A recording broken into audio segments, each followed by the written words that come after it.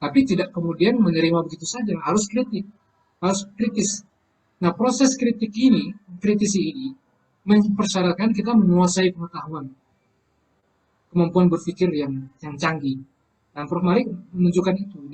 Prof. Malik Badrik mengkritik psikologi barat yang bisa dikritik dan mengapresiasi yang bisa diapresiasi. Misalnya pendekatan kognitif, pendekatan humanistik, pendekatan eksistensialisme Viktor Frank,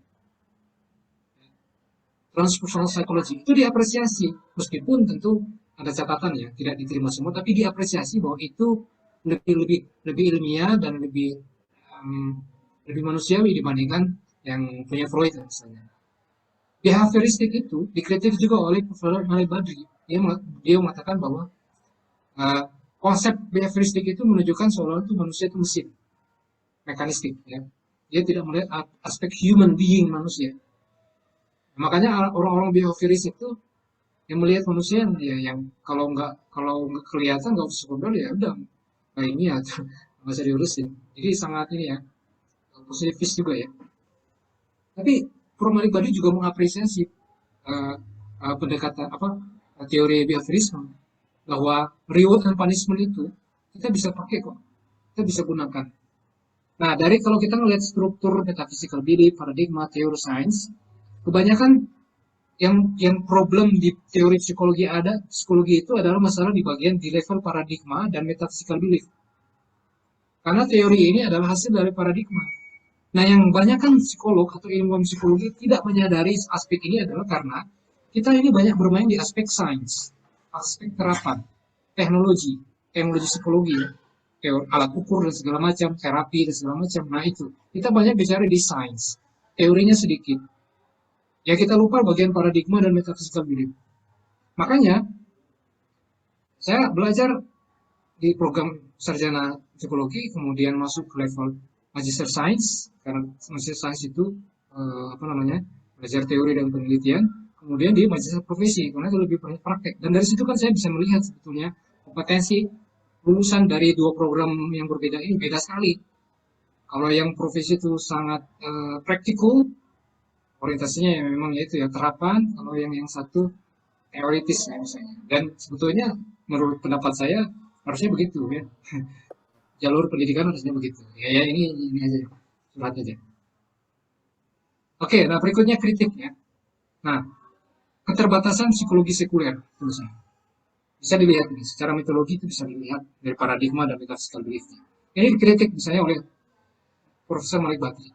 Criteria which fail to include the spiritual side of man can only find encouraged in a society blinded by materialism. In such a society, the behavior of spiritually motivated practicing individuals may brand them as misfits, eccentrics, and abnormal. Bahkan Souls dan Rugia itu lack of cultural sensitivity and competence in dealing with clients, religious beliefs, and practices. Nah itu yang mengkritik ini bukan hanya dari kalangan psikolog muslim, tapi yang non-muslim. Yang menunjukkan bahwa psikologi sekuler itu punya banyak keterbatasan dan sangat kontekstual, dia nggak bisa digeneralisasi. Akhirnya teori-teori psikologi dampaknya ke situ, yang nggak bisa digeneralisasi akhirnya. Coba teman-teman kalau baca textbook atau artikel, kira-kira yang dikutip apa itu teorinya? Data-data tentang kesehatan mental ya, mental illness, itu mesti merujuk kemana dulu? Kan gitu. Nah, poin pentingnya. Berikutnya, dimension of human nature. Nah, ini kritik juga. Ya, nature or versus nurture. Deterministik atau free will. Jadi, apakah kalau dalam pandangan biological perspektif bahwa the nature of man itu human nature, fitrahnya manusia, tabiatnya manusia itu ya sudah ditentukan determinism. Dia sudah ditentukan oleh aspek biologis sehingga dia tidak punya kebebasan, kekuasaan untuk mengubah nasibnya. Jadi kalau menurut ini ya yang gampangnya begini, simplifikasinya begini. Orang kalau miskin ya udah miskin aja dia terus. Dia nggak punya kuasa untuk mengubah nasib miskinnya. Artinya orang miskin itu udah turunan biologis, nggak bisa diubah. Orang bodoh itu biologis, aspek karena biologis nggak bisa diubah. Nah gitu tuh. Ini pandangan determinism kalau sangat biological oriented.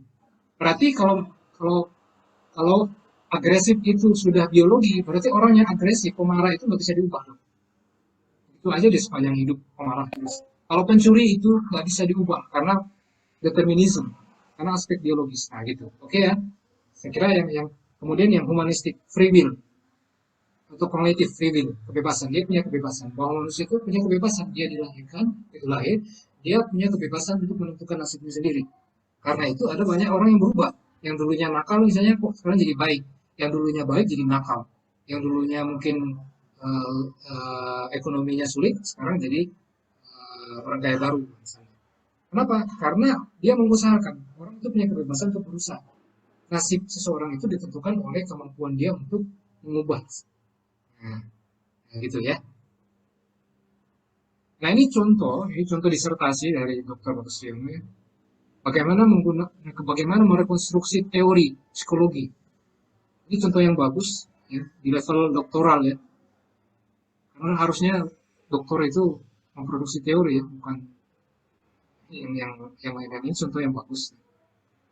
Nah, beliau mengkritik, merekonstruksi teori motivasi yang banyak di psikologi ya, terutama punyanya Maslow ya, di buku Motivation and Personality-nya Maslow.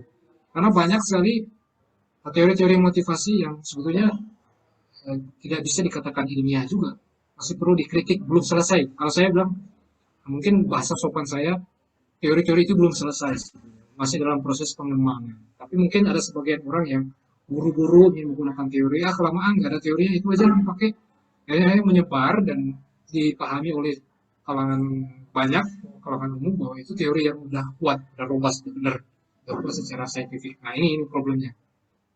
Nah, ya, karena itu mungkin banyak teori-teori training motivasi dan segala macam ya. Bahkan McClellan itu yang pencetus Achievement Motivational Training (AMT) itu sebetulnya dia memang mengkonstruksi teorinya itu berdasarkan pengalaman orang-orang yang hebat, tokoh-tokoh hebat, ya. Kemudian dibentuk teorinya Achievement Motivation Training dengan Needs kalau nggak salah itu ya.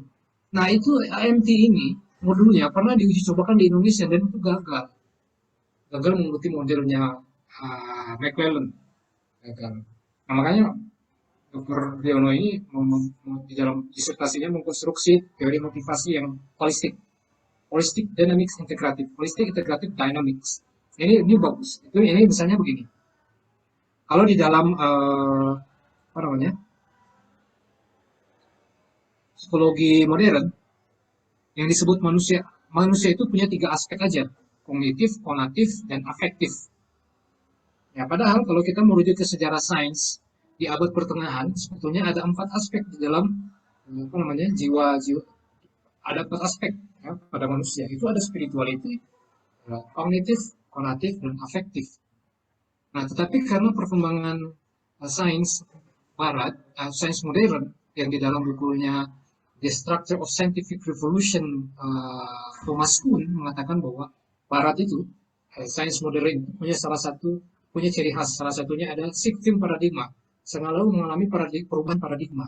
Dulu misalnya analisis psikoanalisis dikritik oleh behavioristik dikritik oleh kognitivism, kemudian humanistik dan segala macam. Nah itu menunjukkan perkembangan sains bahwa perubahan paradigma terjadi di dalam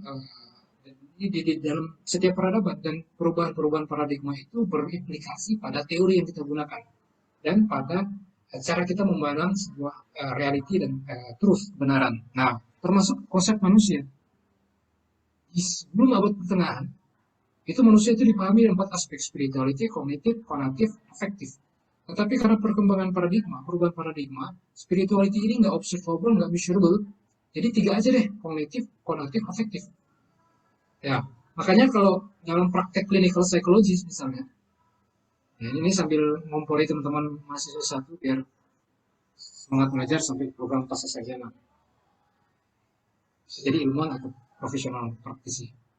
Kayak di dalam praktek apa namanya psikologi klinis itu, kalau kita mau menganalisis fungsi, fungsi psychological function pasien atau klien, kita melihat ini mesti aspek kognitifnya bagaimana, sehat atau tidak sehat, konatifnya bagaimana, ya, afektifnya, emotionnya, psikomotoriknya apa, Psikomotorik itu ya perilaku yang didorong oleh konatif. Nah, ini kognitif, afektif, konatif, spiritualitinya nggak dibahas. Nah, itu. Kalau dia mengalami distorsi kognitif, berarti dia punya problem kognitif. Terapinya apa? Kognitif terapi. Kalau dia punya problem afek, emosi, marah-marah dan segala macam, maka terapinya menyasar ke kognitif dan emosi. Kenapa? Asumsinya adalah emosi seseorang terbentuk karena distorsi kognitif, cara berpikir yang keliru. Sehingga yang treatmentnya adalah kognitif, bukan ke emosinya. Nah, kan gitu ya. Konatif misalnya, perilaku. Problemnya ada perilaku, sehingga karena seseorang itu belum perkembangan kognitifnya kurang bagus, maka terapinya behavior terapi, terapi perilaku. Karena mau disuntik pakai kognitif terapi nggak mungkin, karena otaknya bermasalah, kemampuan kognisinya bermasalah. Nah itu ya contohnya ya, mudah-mudahan mudah dipahami. Nah, eh, menurut teori ini, dia menggunakan asumsi bahwa manusia human being itu terdiri dari 4 fakulti, 4 aspek, spirituality, kognitif, konatif, afektif. Oke ya, tahan itu. Sekarang kita masuk ke the human motivation model. Menurut teori ini, ya, seseorang itu perilaku, pikiran dan segala macam itu digerakkan oleh urge, urge, urge atau impulse. Urge itu sesuatu di dalam diri, ya sesuatu yang mendorong-dorong, ya, kerjanya mendorong-dorong. Makanya kadang kita nggak paham kenapa ya saya kok melakukan sesuatu, padahal kan saya nggak mau, tapi kok kenapa terjadi ya? Kenapa saya melakukan itu ya? Nah, ini sesuatu itu sebetulnya yang disebut urge. Urge itu ada di dalam diri, di self. Urge di dalam diri. Nah, urge ini yang mendorong-dorong individu melakukan sesuatu. Yang perlu kita pahami, uh, core atau inti dari self itu adalah freedom of choice, kebebasan untuk memilih. Jadi manusia itu sejak lahirnya diberikan kebebasan untuk memilih, free will ya, freedom of choice untuk memilih. Nah, ketika urge ini mendorong-dorong, mendrive, ya, mendrive, maka individu self itu dia akan mau tidak mau, dan dia akan dipaksa oleh urge untuk memilih, mengikuti dorongan urge atau mengontrol dorongan urge. Dan apakah dia akan mengikuti dorongan urge atau mengontrol dorongan urge, ini tergantung dari human fakultinya yang sebelah ini. Mana yang dominan? Kalau misalnya afektif kita pahami sebagai agresif, anger, marah misalnya. Kalau anger ini mendominasi di dalam diri kita, di self kita, maka freedom to choice ini akan memilih perilaku berdasarkan mana yang paling dominan. Emosi berarti, anger, agresif. Oleh karena itu orang melakukan kejahatan, kekerasan. Kenapa? Di dalam jiwanya itu didominasi oleh aspek afektif yang secara spesifik disebut anger atau agresif. Oke, itu aja dulu. Jangan detail. Detailnya kamu apa? Nah, sampai di situ. Sebelum kita masuk sudah spesifik, ini sudah spesifik personality. Sampai di situ. Ada pertanyaan?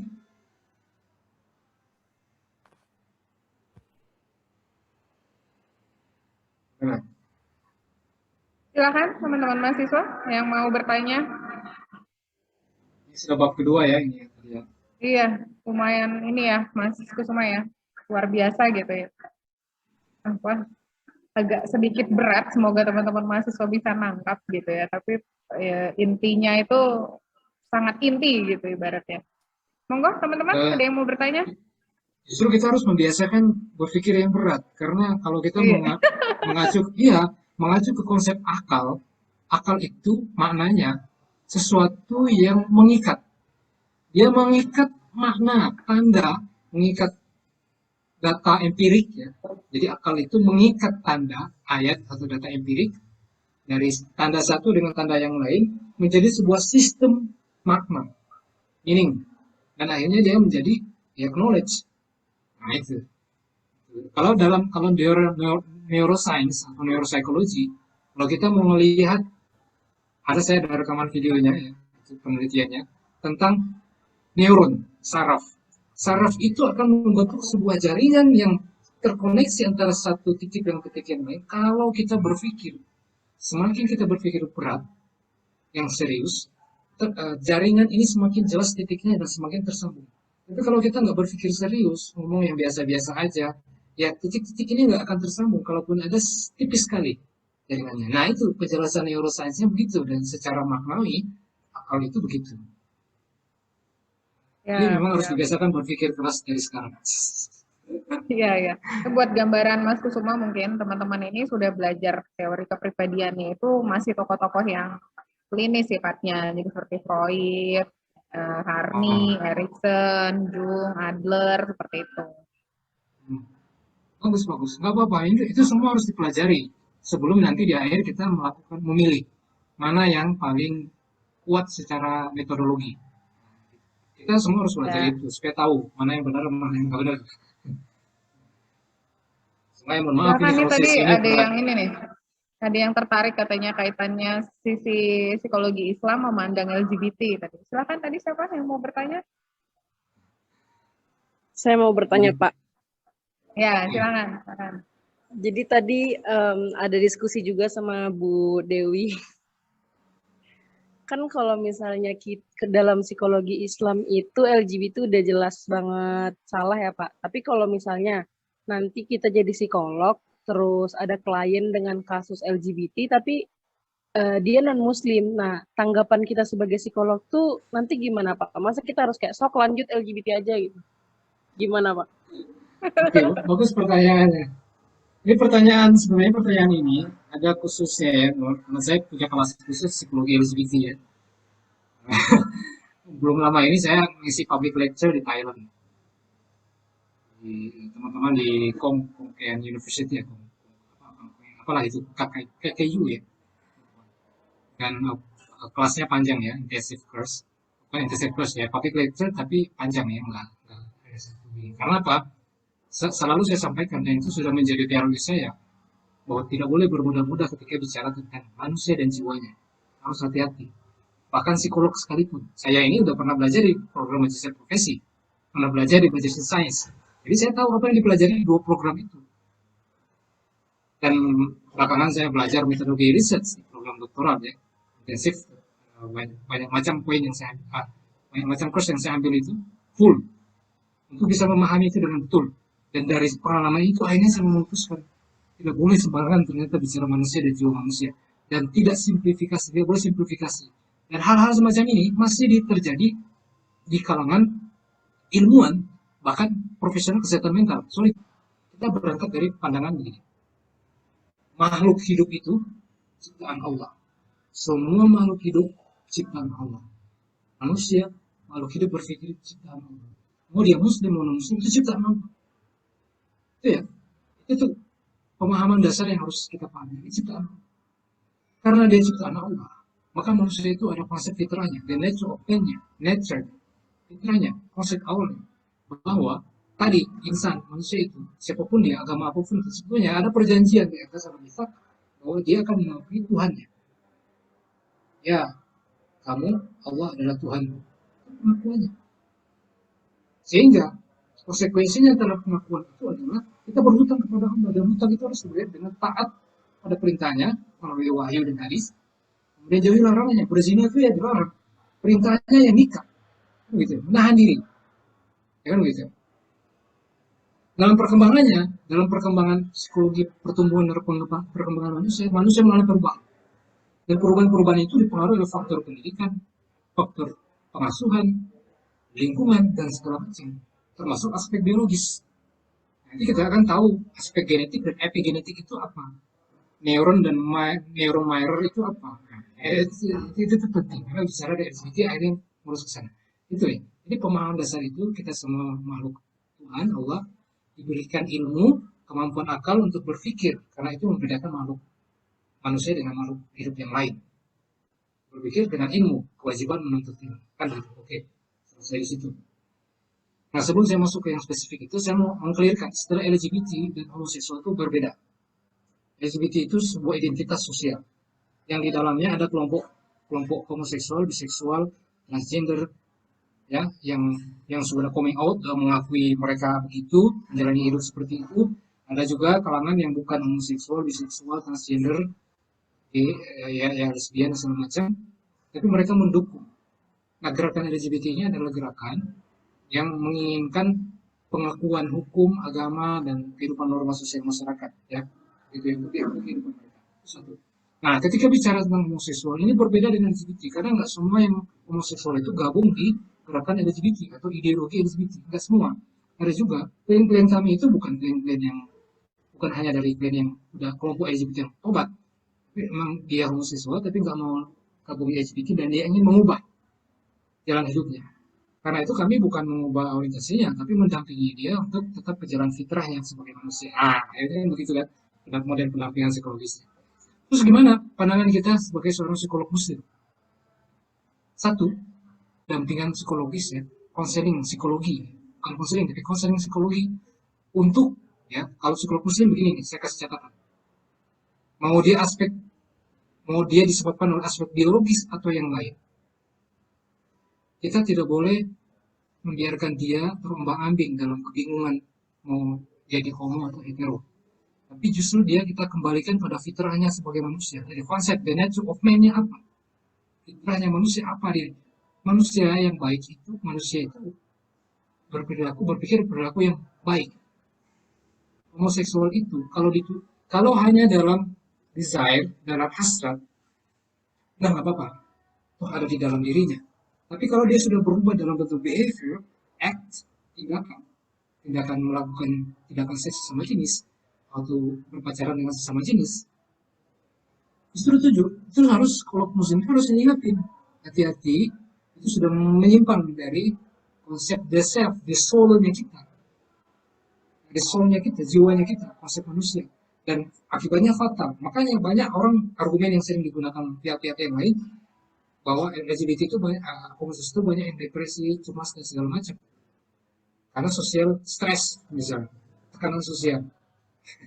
Banyak juga suicide ideation misalnya mereka. Nah, jadi dari pengetahuan saya dan pengalaman saya mengurusi persoalan psikologi LGBT ini, kita tidak boleh membiarkan ya, meskipun prinsip clinical psychologist itu kita hanya memberikan stimulus kepada klien pasien supaya dia berpikir sendiri dan mengambil keputusan sendiri supaya dia bertanggung jawab. Karena kita kira-kira begitu. Kita nggak boleh memasukkan values. Justru pandangan itu ada valuesnya, netral. Jadi nggak ada yang namanya netral, itu nggak ada. Memberikan kebebasan pada pasien untuk memilih itu juga ada nilainya, ada value di dalam, bukan netral. Justru psikolog muslim harus mengarahkan dia untuk kembali kepada the nature of man, fitrahnya sebagai manusia, tidak menyimpang. Perbuatan itu menyimpang dan ada konsekuensi medis dan psikologisnya ketika orang melakukan tindakan seks sama jenis. Virus HIV/AIDS itu pertama kali muncul dan menyebar justru di kalangan gay di Barat, dan di Indonesia pertama kali ditemukan di Bali. Monkeypox yang sedang ramai itu, bahkan sarkoma kaposi, satu infeksi seksual itu dari mana? Dari seks anal. Nah, seks anal ini siapa yang melakukan seks anal ini kalau bukan orang-orang yang punya orientasi seksual sesama jenis? Dia bisa homoseksual atau heteroseksual. Homoseksual ya karena orientasinya ke sana, yang heteroseksual ya mungkin dia takut hamil, ngambilin anak orang mending dikubur aja. Misalnya anal seks. Nah, dan virus-virus infeksi menular HIV itu berasal dari tindakan seks sama jenis. Dari siapa kalau bukan dari tindakan seks sama jenis? Jadi kita mestinya harus mengajak ya klien pasien kita untuk tetap di fitrahnya sebagai manusia. Naturnya manusia itu apa? Jadi meskipun seorang depresi atau distres, kan kondisi mental itu tidak kemudian membenarkan perbuatan agresif yang dilakukan terhadap orang lain. Kalau makanya ada pemeriksaan psikologi forensik kan, atau psikologi klinis misalnya. Dia nggak bisa dihukum karena dia sedang mengalami mental illness. Nggak bisa juga. Mental illness-nya apa dulu? Diagnosisnya depresi. Depresi di episode apa? Periode apa? Apakah dalam ketika dia depresi itu mengalami depresi dan melakukan kekerasan itu dia dalam kondisi sadar atau enggak? Dari relapse atau enggak? Dan itu kan harus ada pemeriksaan. Gitu ya, untuk memastikan sadar atau enggak tuh. Artinya mental illness itu tidak kemudian membenarkan tindakan kejahatan yang kita lakukan. Oke ya, sejelas bicara psikologi, maka dia terkait rapat dengan biologi, ilmu biologi. Karena itu pertemuan ini melahirkan disiplin yang namanya biopsikologi. Ya, mungkin teman-teman belajar psikologi faal, biopsikologi, ya, psikofisiologis, ya. Jadi kita wajib belajar biopsikologi atau biologi. Ini lulusan IPA SMA yang cocok nih. Saya dulu IPA.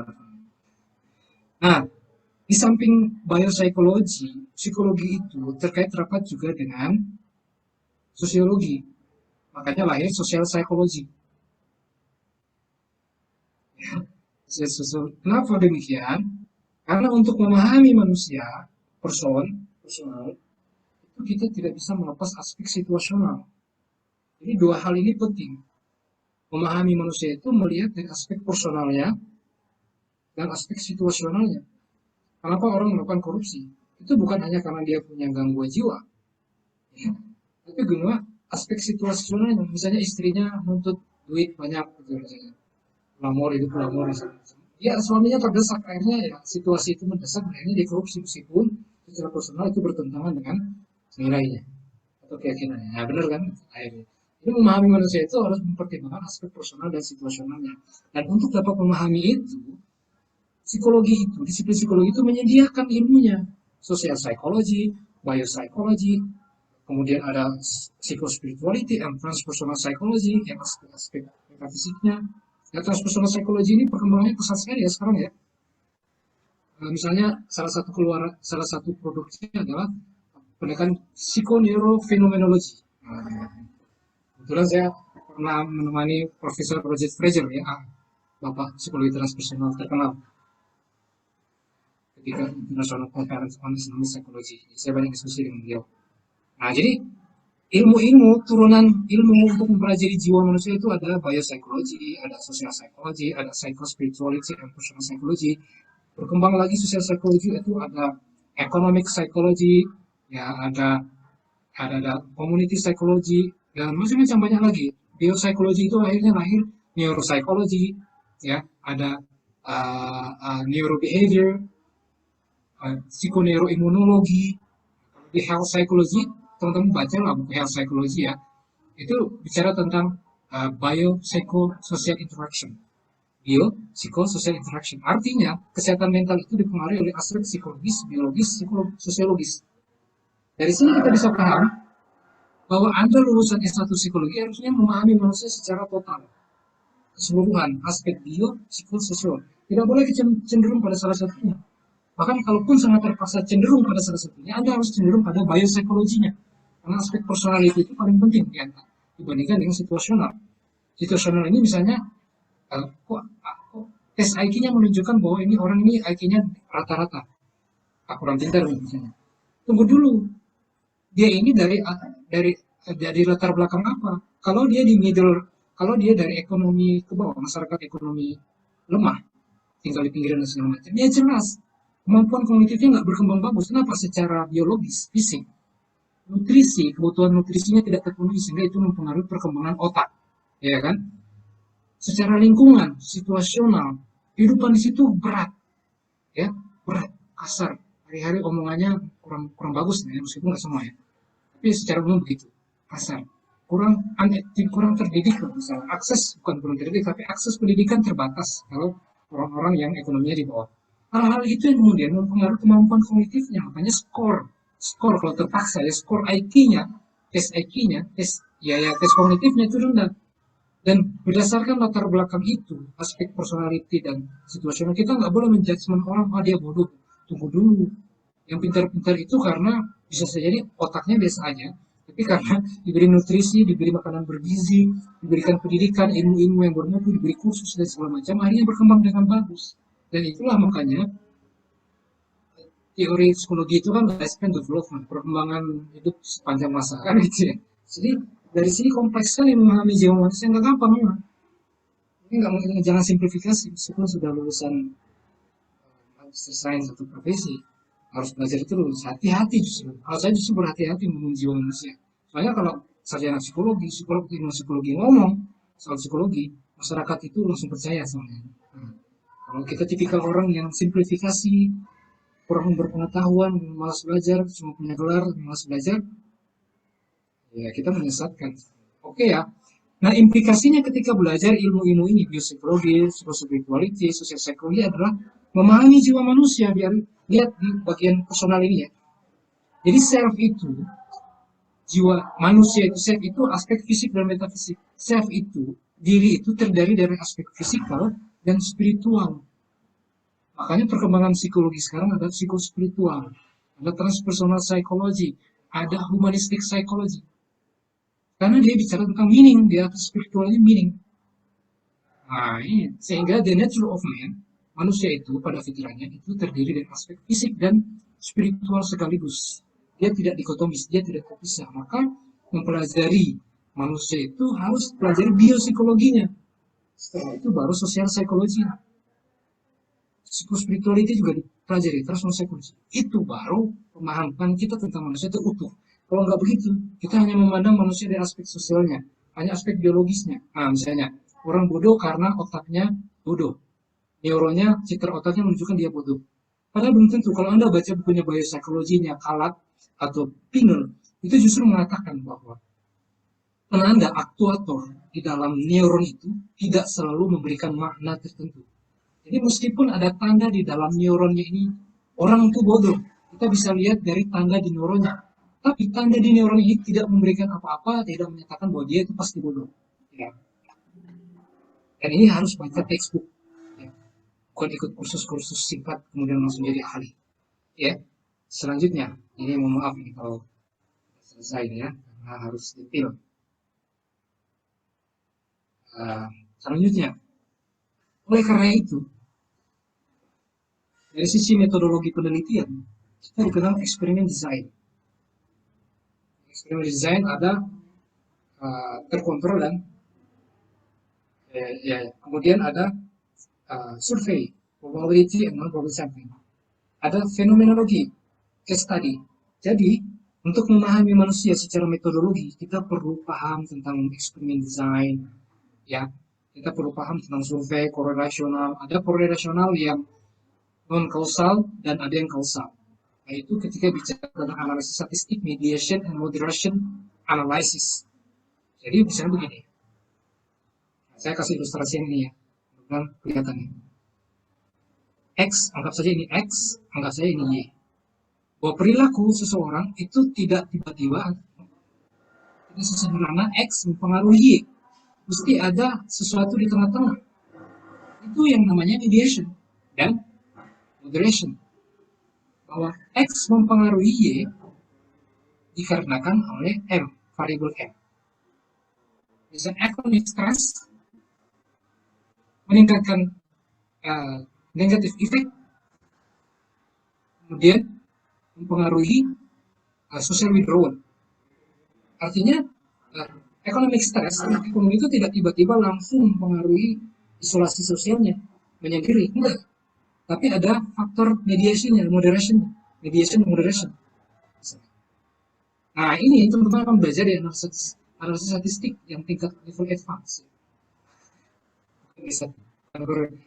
Termasuk juga teman-teman saya harus landing sekarang. Analisis statistik rasional itu, pembuktian kausalitas itu tidak selalu menggunakan experimental design, tapi bisa dengan korelasional yang menggunakan regression, analisis mediation tadi. Jadi kita mau membuktikan secara empirik nggak harus eksperimen sebenarnya. Korelasional tapi yang kausal menggunakan analisis mediation, regression analysis. Nah, itu perlu. Nah, itu aspek-aspek. Selain itu, metode yang kita perlu gunakan adalah fenomenologi. Fenomenologi ini saya sudah belajar ya langsung ke representatif, interpretatif fenomenical analysis.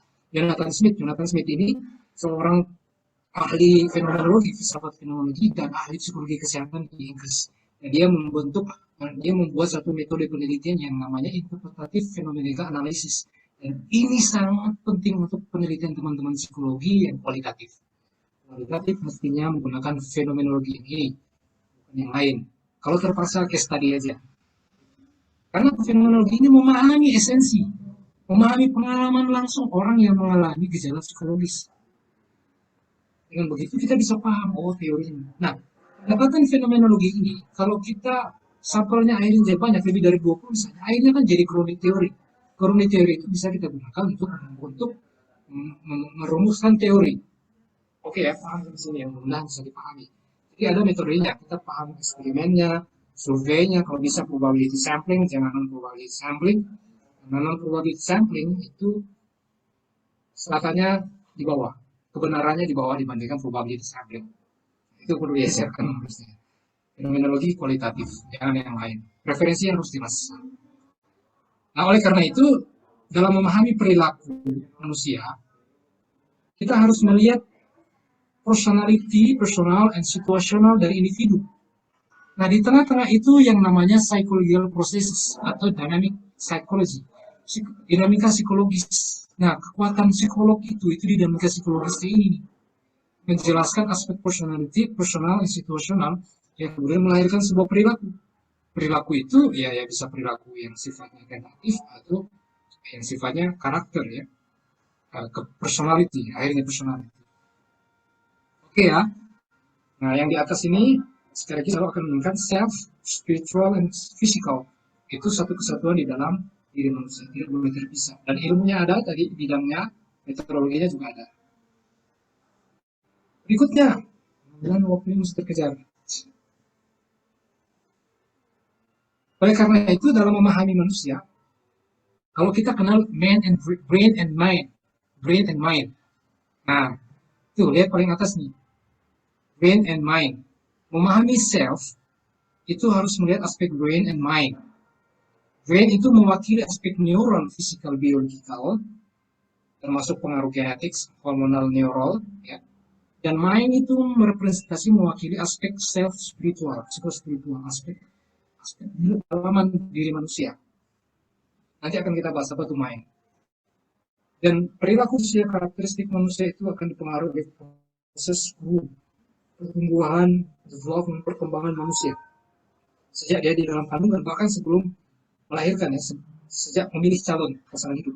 Kemudian di kandungan, kemudian sejak lahir dan perkembangan. Ini fase-fase penting. Experience human development. Dan oleh karena itu untuk memahami manusia kita perlu yang namanya psychological assessment, anamnesis dan assessment. Jauh ke belakang lengkap. Jadi rumit kan kalau pemeriksaan psikologis, nggak segampang. Ini kuesionernya di sini skala, oh kamu stres dan segala macam. Nggak juga itu. Aneh juga menurut saya.